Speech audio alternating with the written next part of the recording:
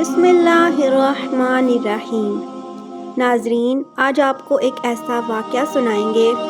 حضرت محمد صلی اللہ علیہ وآلہ وسلم اور ایک ایسا چرواہا جس نے نہ تو کبھی نماز پڑھی اور نہ کبھی روزہ رکھا، لیکن آپ صلی اللہ علیہ وآلہ وسلم نے اسے جنت کی بشارت دی۔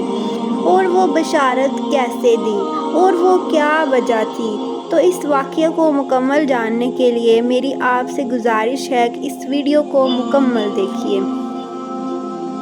غزوہ خیبر کے موقع پر ایک چرواہا آپ صلی اللہ علیہ وآلہ وسلم کی خدمت میں آیا۔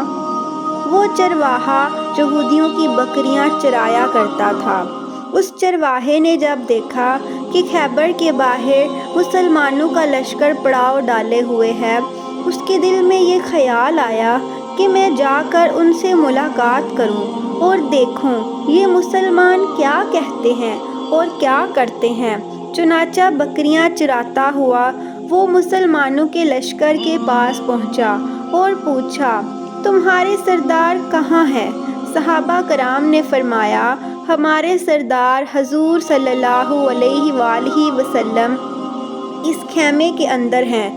پہلے تو اس چرواہے کو ان کی باتوں پر یقین نہ آیا۔ اس نے سوچا کہ اتنے بڑے سردار ایک معمولی سے خیمے کے اندر کیسے بیٹھ سکتے ہیں؟ اس کے ذہن میں یہ تھا کہ آپ صلی اللہ علیہ وآلہ وسلم کتنے بڑے بادشاہ ہیں اور بہت ہی شان و شوکت اور ٹھاٹھ باٹھ کے ساتھ رہتے ہوں گے، لیکن وہاں تو کھجور کے پتوں سے بنا ہوا ایک خیمہ تھا۔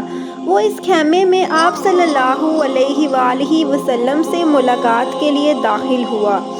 اس نے آپ صلی اللہ علیہ وآلہ وسلم سے ملاقات کی۔ اس نے پوچھا کہ آپ صلی اللہ علیہ وآلہ وسلم کیا پیغام لے کر آئے ہیں اور کس بات کی دعوت دیتے ہیں؟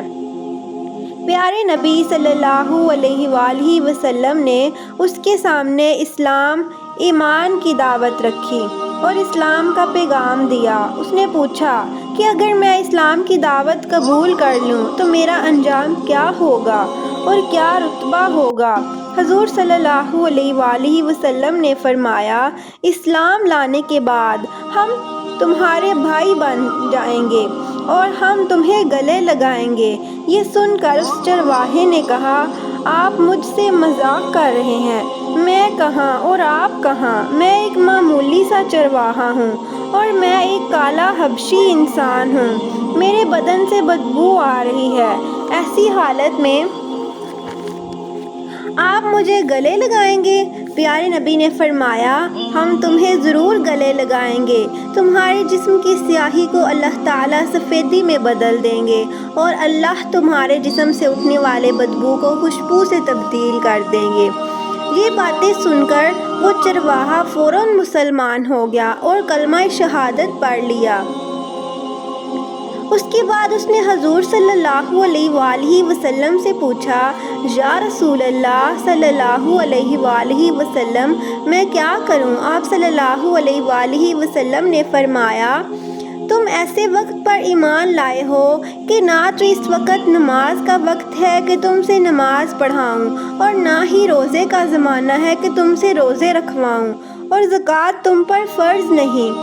اس وقت تو ایک ہی عبادت ہو رہی ہے جو تلوار کی چھاؤں میں انجام دی جاتی ہے، وہ ہے جہاد فی سبیل اللہ۔ اس چرواہے نے کہا، یا رسول اللہ صلی اللہ علیہ وآلہ وسلم، میں اس جہاد میں شامل ہو جاتا ہوں، لیکن جو شخص جہاد میں شامل ہوتا ہے اس کے لیے دو میں سے ایک صورت ہوتی ہے، یا غازی یا شہید۔ تو اگر میں اس جہاد میں شہید ہو جاؤں تو آپ صلی اللہ علیہ وآلہ وسلم میری کوئی ضمانت دیں گے؟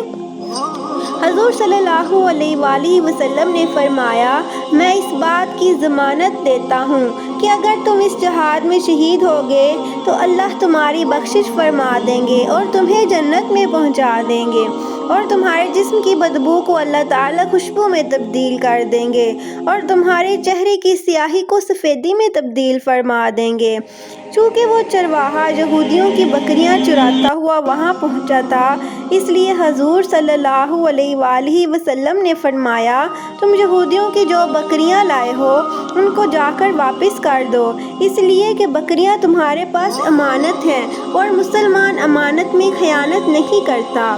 دوستو، اس بات سے آپ اندازہ لگائیے، جن لوگوں کے ساتھ لڑائی ہو رہی ہے، جن کا محاصرہ کیا ہوا ہے، ان کا مال غنیمت ہے، لیکن چونکہ وہ چرواہا بکریاں معاہدے کے طور پر لے کر آیا تھا، اس لیے آپ صلی اللہ علیہ وآلہ وسلم نے حکم دیا کہ پہلے وہ بکریاں جا کر واپس کر دو، پھر آ کر جہاد میں شامل ہو جانا۔ چنانچہ اس چرواہے نے جا کر بکریاں واپس کر دی اور آ کر جہاد میں شامل ہو گیا اور جام شہادت نوش کیا۔